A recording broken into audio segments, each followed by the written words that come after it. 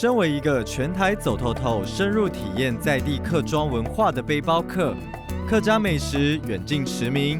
大家都知道姜丝大肠、客家小炒，但是还有一样客家料理可以强筋活血。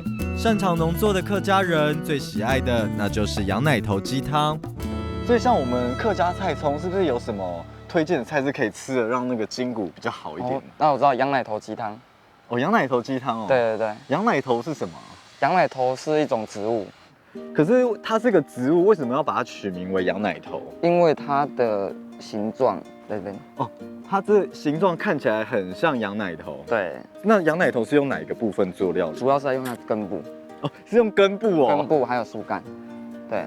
哦，我第一次听过是用根部跟树干做料理耶。你说树干是我现在摸的这个树干吗？对，树枝，然后还有它主要它的茎。你可以煮这一道这个羊奶头炖鸡汤的味道给我试看看。没问题。所以这道料理的食材就是羊奶头的树头，还有这个是鸡肉，还有枸杞。哦，这3样食材这样就好。对。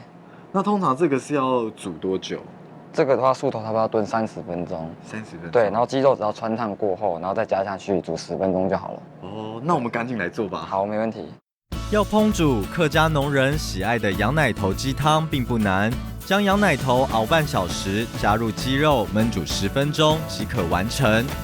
好，我要来赶快吃这个羊奶头炖鸡汤。这道菜是跟谁学的啊？我小时候就在吃耶。哦，所以是从那时候慢慢的就是传承下来。对对对。小时候这边是有种这个羊奶头吗？对，以前他们老人家都会在家里面种一些羊奶头，然后都晒干了，然后就炖鸡汤来吃。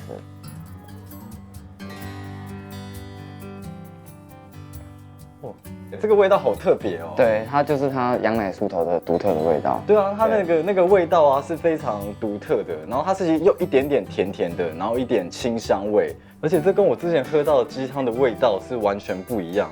它就是活络精血，然后就腰酸背痛啊，然后像他们以前我爸爸他们在做农活的时候，他们就煮这个汤，阿妈煮这个汤给他喝，然后喝了就是腰骨啊，就铁打损伤那些会比较好，因为要活血。